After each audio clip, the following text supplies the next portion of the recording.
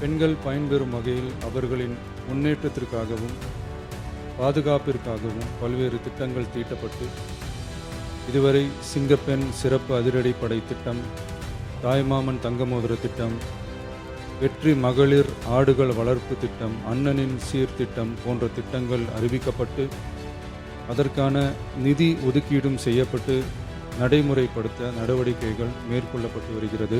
முதல் கட்டமாக அன்னபூர்ணி சூப்பர் 6 திட்டத்தில் ஆண்டிற்கு 3 விலையில்லா எரிவாயு சிலிண்டர்கள் வழங்கப்படும். வரும் பொங்கல் பண்டிகை ஜனவரி மாதம் முதல் செயலாக்கத்திற்கு கொண்டு வரப்படும். பரந்தூரில் புதிய விமானம் நிலையம் அமைக்க மேற்கொண்ட நடவடிக்கைகள் இந்த அரசால் கைவிடப்படும். மகளிர் கட்டணமில்லா பயண திட்டத்தை விரிவுபடுத்தி பெருமளவில் பயனளித்திடும் விதமாக வெற்றி பயணம் என்ற பெயரில் தேசத்தந்தை மகாத்மா காந்தியடிகளின் பிறந்த நாளான அக்டோபர் 2ஆம் தேதி முதல் செயல்படுத்த அரசு முடிவு செய்துள்ளது. மேலும் கூடுதலாக மாவட்டங்களுக்கிடையே பயணம் மேற்கொள்ள ஏதுவாக புறநகர் மற்றும் மலைப்பகுதிகளில் சாதாரண கட்டண பேருந்துகளிலும் மகளிர் கட்டணமில்லா பயணங்கள் மேற்கொள்ளலாம். அதன்படி முதல் கட்டமாக மாநகரம் நகரங்களில் சாதாரண பேருந்துகள் மட்டுமின்றி மாநகரம் நகர்பகுதிகளில் இயங்கும் எக்ஸ்பிரஸ், LSS, டீலக்ஸ் அரசு பேருந்துகளிலும் மகளிர் கட்டணமில்லா பயணங்கள் மேற்கொள்ளலாம். பத்மஸ்ரீ திருமதி சவுகார் ஜானகி அவர்கள் 21/8/2026 அன்று மறைவுற்ற செய்தி அறிந்து இப்பேரவை மிகுந்த அதிர்ச்சியும் ஆற்றோனா துயரமும் கொள்கிறது. 1931ஆம் ஆண்டு பிறந்த திருமதி சவுகார் ஜானகி அவர்கள் தனது 19வது வயதில் பிரபல இயக்குனர் LV பிரசாத் அவர்களின் ஷவுகாரு என்ற தெலுங்கு திரைப்படத்தின் மூலம் அறிமுகமாகி முதல் படத்திலேயே தனது அசாத்திய நடிப்பால் அந்த படம் பெயரையே தனது வாழ்நாள் அடைமொழியாக மாற்றிக்கொண்ட பெருமைக்குரியவர். தமிழ், தெலுங்கு, கன்னடம், மலையாளம், இந்தி உள்ளிட்ட பல மொழி திரைப்படங்களில் கதாநாயகியாகவும் குணச்சித்திர நடிகையாகவும் பல்வேறு வயது மற்றும் தன்மையுடைய கதாபாத்திரங்களிலும் சிறப்பாக நடித்து இந்திய திரையுலகில் தனக்கென ஒரு தனிச்சிறப்பான இடத்தை பெற்றவர்.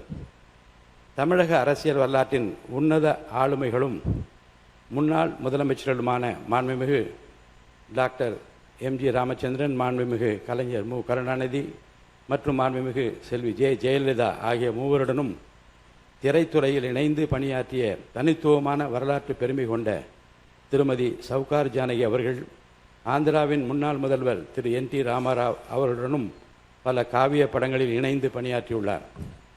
மக்கள் திலகம் புரட்சி தலைவர் MGR, நடிகர் திலகம் சிவாஜி கணேசன், திரு ஜெமினி கணேசன் தொடங்கி திரு கமலஹாசன், திரு ரஜினிகாந்த் மற்றும் சமகாலத்து இளம் தலைமுறை நடிகர்கள் வரை 4 தலைமுறை ஆளுமையுடன் 400க்கும் மேற்பட்ட திரைப்படங்களில் பன்முகத்தன்மையோடு நடித்தவர். கதாபாத்திரம் எதுவாக இருந்தாலும் அதனை உள்வாங்கி இயல்பாகவும் உணர்வுபூர்வமாக வெளிப்படுத்தும் ஆற்றல் அவருக்கே உரிய தனிச்சிறப்பாகும். இயக்குனர் சிகரம் K. பாலச்சந்தரின் நாடகங்கள் மூலம் மேடை ஏறிய இவர் அவரது இயக்கத்தில் வெளியான எதிர்நீச்சல், இருகோடுகள், காவிய தலைவி போன்ற படங்களில் நடுத்தர குடும்ப பெண்களின் வலிகளையும் உணர்வுகளையும் திரையுறையில் தத்துரூபமாக பிரதிபலித்தார். புதிய பறவை படத்தில் அவர் பாடிய பார்த்த ஞாபகம் இல்லையோ பாடல் இன்றும் தமிழ் நெஞ்சங்களில் ஒலித்து கொண்டிருக்கிறது. திருமதி சவுகார் ஜானகி அவர்கள் சிறந்த நடிகையாக மட்டுமின்றி உள்ளக வடிவமைப்பாளர், இன்டீரியர் டிசைனர் மற்றும் சமையல் கலையில் அசாத்திய திறமை வாய்ந்தவராகவும் திகழ்ந்தார்.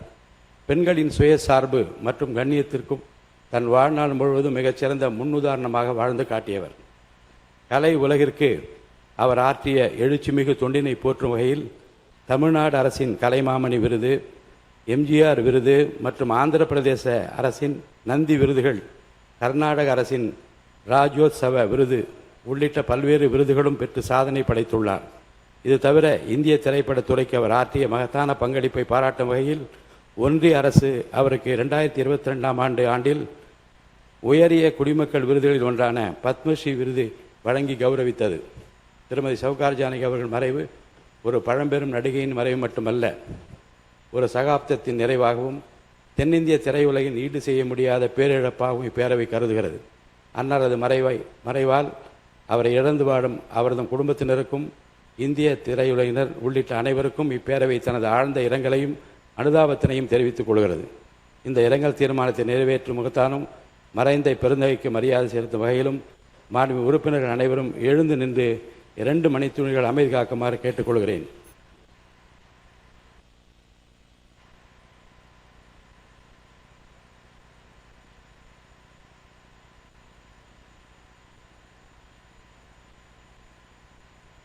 மிகு பேரவை விதி 110 கீழ் அறிக்கைகள் அளிக்க வேண்டும் என்று முதலமைச்சர் அனுமதி கோரியுள்ளார்கள். அனுமதி அளிக்கப்படுகிறது. மாண்புமிகு முதலமைச்சர் அவர்கள்.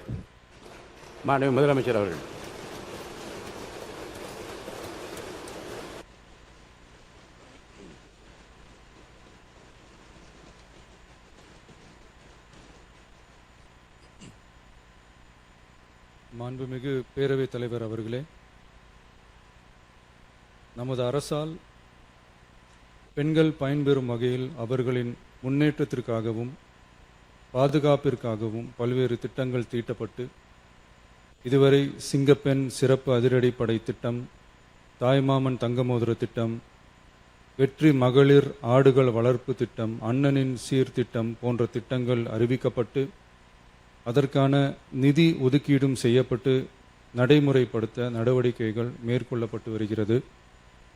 மேலும் நமது அரசு மக்களின் வாழ்வாதார முன்னேற்றத்தினை முதன்மை நோக்கமாக கொண்டு வெற்றி தொலைநோக்கு திட்ட ஆவணத்தினை வெற்றி விஷன் டாக்குமெண்ட் வெளியிட்டுள்ளது. அந்த திட்ட ஆவணத்தின் அடிப்படையில் இலக்கு நிர்ணயம் செய்து பல்வேறு திட்டங்கள் அடுத்து வருகின்ற 1ஆம், 3ஆம் மற்றும் 5ஆம் ஆண்டிற்குள் நிறைவேற்றத்தக்க திட்டங்களாக வகைப்படுத்தப்பட்டுள்ளது. சிறப்பினமாக பெண்கள் பயன்பெறும் வகையில் பல்வேறு திட்டங்களுக்கு செயல் வடிவம் கொடுத்து இவ்வரசு நிறைவேற்றும். கடந்த 4 மாதங்களாக வளைகுடா பகுதியில் நிலவி வரும் போர் சூழல் காரணமாக எரிவாயு சிலிண்டர் கிடைப்பதில் தட்டுப்பாடு நிலவி வருகின்றது.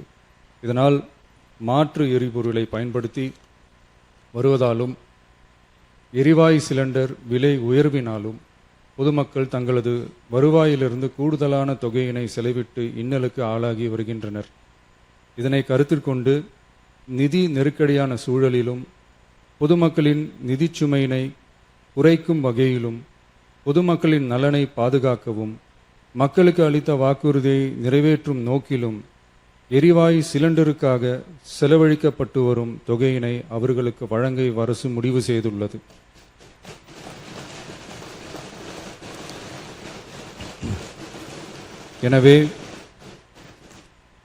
எனவே குடும்பத் தலைவிகள் பயன்பெறும் வகையில் முதல் கட்டமாக அன்னபூர்ணி சூப்பர் 6 திட்டத்தில் ஆண்டிற்கு 3 விலையில்லா எரிவாயு சிலிண்டர்கள் வழங்கப்படும்.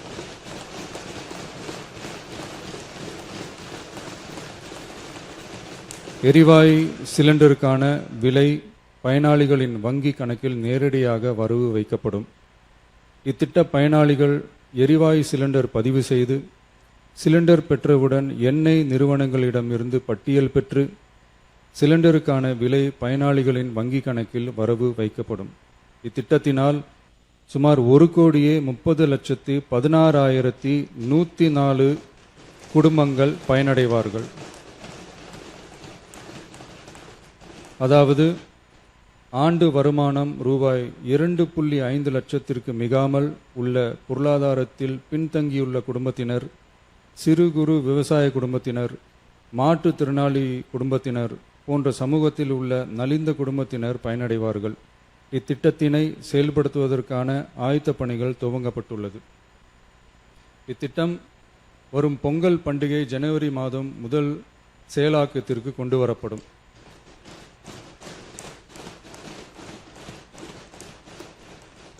இத்திட்டத்திற்காக ஆண்டுதோறும் தோராயமாக 4000 கோடி ரூபாய் ஒதுக்கீடு செய்யப்படும் என்பதை மாண்புமிகு பேரவைத் தலைவர் வாயிலாக இந்த அவைக்கு தெரிவித்துக் கொள்ள விரும்புகிறேன்.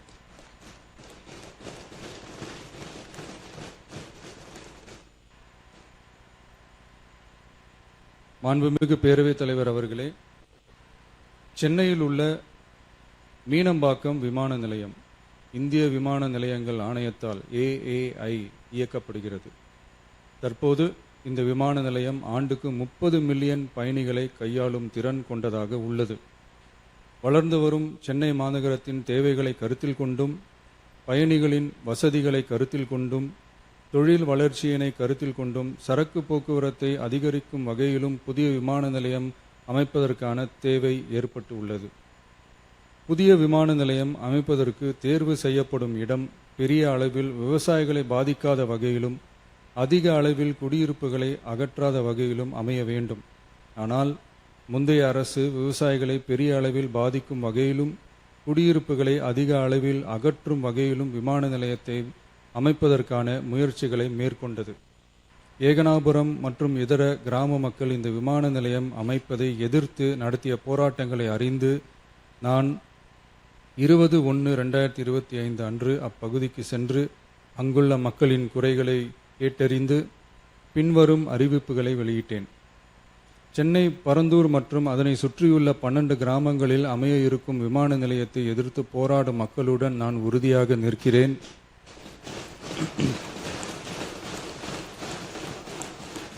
நீண்ட நாட்களுக்கு மேலாக இந்த திட்டத்திற்கு எதிராக போராடி வரும் விவசாயிகளுக்கு எனது ஆதரவை தெரிவித்துக் கொள்கிறேன். விவசாயிகளே நாட்டின் முதுகெலும்பு. இந்த விவசாய நிலங்களை பாதுகாக்க இந்த மக்கள் போராடி வருகிறார்கள். விக்கிரவாண்டியில் அக்டோபர் 2024 நடந்த பொதுக்கூட்டத்திலேயே பரந்தூரில் புதிய விமான நிலையம் அமைப்பதற்கு எதிர்ப்பு தெரிவித்திருக்கிறேன். தொழில் வளர்ச்சி மற்றும் அதற்கான விமான நிலையங்களின் பங்கு பற்றி நான் நன்கு அறிவேன். அதற்கான என்னுடைய முழு ஆதரவும் உண்டு. ஆனால் பரந்தூரில் இந்த திட்டம் அமையக்கூடாது. இந்த திட்டம் குறித்து அரசு மறுபரிசீலனை செய்ய வேண்டும். குறைவான விவசாய நிலங்கள் பாதிக்கப்படும் வகையிலும், மக்களின் வாழ்வாதாரம் பாதிக்காத வகையிலும் மாற்று இடத்தை தேர்வு செய்ய வேண்டும் என தெரிவித்திருந்தேன். மக்கள் மத்தியிலே நான் அன்றே அறிவித்ததை நிறைவேற்றும் பொருட்டு புதிய விமான நிலையம் அமைப்பது குறித்து உயர் அதிகாரிகளிடமும் துறை வல்லுநர்களிடமும் விரிவாக ஆலோசனை நடத்தினேன். ஏற்கனவே நான் உறுதி அளித்தவாறு பரந்தூரில் புதிய விமான நிலையம் அமைக்க மேற்கொண்ட நடவடிக்கைகள் இந்த அரசால் கைவிடப்படும்.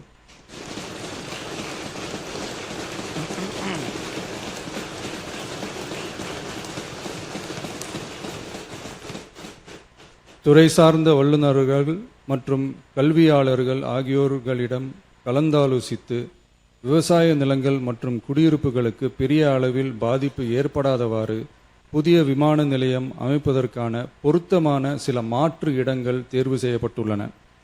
அவ்விடங்களில் தொழில்நுட்ப ரீதியான சாத்தியக்கூறுகளை சம்பந்தப்பட்ட துறைகள் மூலம் விரிவான ஆய்வு மேற்கொண்டு புதிய விமான நிலையத்திற்கான இடம் விரைவில் இறுதி செய்யப்படும்.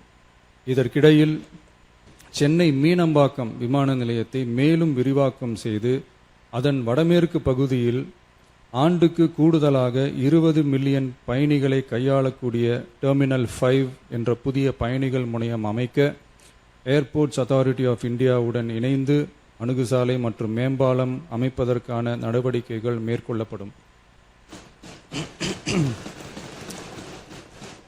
சென்னை மீனம்பாக்கம் விமான நிலையத்தில் தற்போது நடைபெற்று வரும் டெர்மினல் 3 பயணிகள் முனையம் கட்டுமான பணிகள் முடிவுற்ற பின் ஆண்டுக்கு 35 மில்லியன் பயணிகளை கையாளக்கூடியதாக இருக்கும். மேலும் புதிய டெர்மினல் 5 பயணிகள் முனையம் செயலாக்கத்திற்கு பிறகு ஆண்டுக்கு மொத்தம் 55 மில்லியன் பயணிகளை கையாளக்கூடியதாக இவ்விமான நிலையம் இருக்கும். இதன் மூலம் சென்னை விமான நிலையத்தின் சேவைகள் மேம்படுத்தப்படுவதோடு பயணிகளின் போக்குவரத்து தேவை புதிய விமான நிலையம் அமைக்கப்படும் வரை பூர்த்தி செய்யப்படும்.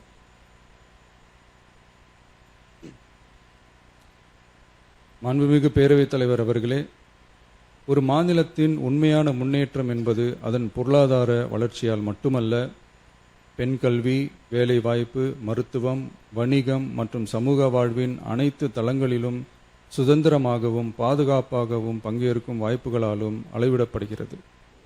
மகளிரின் பயண சுதந்திரம் அவர்களின் பொருளாதார சுதந்திரத்திற்கும் குடும்பங்களின் முன்னேற்றத்திற்கும் அடித்தளமாக இருக்கிறது. தற்போது செயல்படுத்தப்பட்டு வரும் மகளிர் கட்டணமில்லா பயண திட்டத்தில் மாநகரம் நகர்ப்புறங்களில் சாதாரண மற்றும் மலைப்பகுதி பேருந்துகளில் 40 கிலோமீட்டர் வரை மட்டுமே பயணம் செய்ய அனுமதிக்கப்பட்டு வருகிறது. எக்ஸ்பிரஸ், எல்எஸ்எஸ், டீலக்ஸ் பேருந்துகள் மற்றும் புறநகர் பேருந்துகளில் கட்டணமில்லா பயணம் அனுமதிக்கப்படுவதில்லை. தமிழ்நாட்டின் எந்த பகுதியிலும் வசிக்கும் ஒரு மகளிரும் போக்குவரத்து கட்டணத்தால் தமது வாய்ப்புகளை இழக்கக்கூடாது என்ற சமூக நீதி சிந்தனையை இவ்வரசு முதன்மையாக கொண்டுள்ளது. இதனை கருத்தில் கொண்டு மகளிர் கட்டணமில்லா பயண திட்டத்தை விரிவுபடுத்தி பெருமளவில் பயனளித்திடும் விதமாக வெற்றி பயணம் என்ற பெயரில் தேசத்தந்தை மகாத்மா காந்தியடிகளின் பிறந்த நாளான அக்டோபர் 2ஆம் தேதி முதல் செயல்படுத்த அரசு முடிவு செய்துள்ளது என்பதை இந்த மாமன்றத்தில் மகிழ்ச்சியுடன் அறிவிக்கிறேன். அதன்படி முதல் கட்டமாக மாநகரம், நகரங்களில் சாதாரண பேருந்துகள் மட்டுமின்றி மாநகரம், நகர்ப்பகுதிகளில் இயங்கும் எக்ஸ்பிரஸ், எல்எஸ்எஸ், டீலக்ஸ் அரசு பேருந்துகளிலும் மகளிர் கட்டணமில்லா பயணங்கள் மேற்கொள்ளலாம்.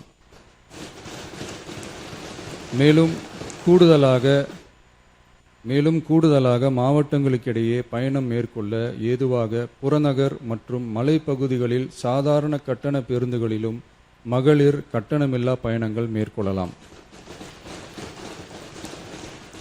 இத்திட்டத்தில் பயன்பெற வருமான உச்சவரம்போ மற்றும் மேற்கொள்ள விரும்பும் பயண எண்ணிக்கையிலேயோ கட்டுப்பாடுகள் இல்லை. வெற்றி பயண திட்டம் இதர சேவைகளிலும் படிப்படியாக விரிவுபடுத்தப்படும். இதன் மூலம் மாநிலம் முழுவதும் மகளிருக்கான எளிதில் அணுகக்கூடிய பொது போக்குவரத்து வசதி பெருமளவில் கிடைக்கும். இதன் மூலம் மாணவிகள் தொலைதூரத்தில் உள்ள கல்லூரிகளுக்கு செல்லவும், பணியிடங்களுக்கு செல்லவும், மருத்துவம் மற்றும் அத்தியாவசிய சேவைகளுக்கும் கட்டணமின்றி பேருந்துகளில் பயணிக்க இயலும்.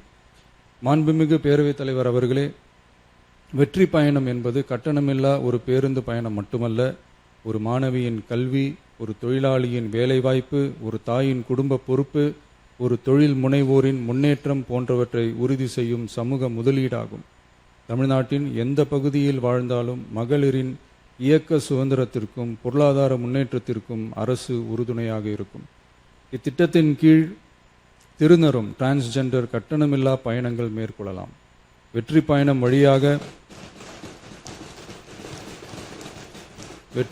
வழியாக மகளிரின் வாய்ப்புகள் விரிவடைந்து குடும்பங்கள் முன்னேறி சமூக நீதியும் சமத்துவமும் நிலை பெற்று வளமான வெற்றி தமிழ்நாட்டை உருவாக்கும் நமது பயணம் மேலும் வலுப்பெறும் என்பதை தெரிவித்துக் கொள்கிறேன். இத்திட்டத்தை செயல்படுத்துவதன் மூலம் ஆண்டுதோறும் தோராயமாக 6000 கோடி ரூபாய் செலவினம் ஏற்படும். நன்றி, வணக்கம்.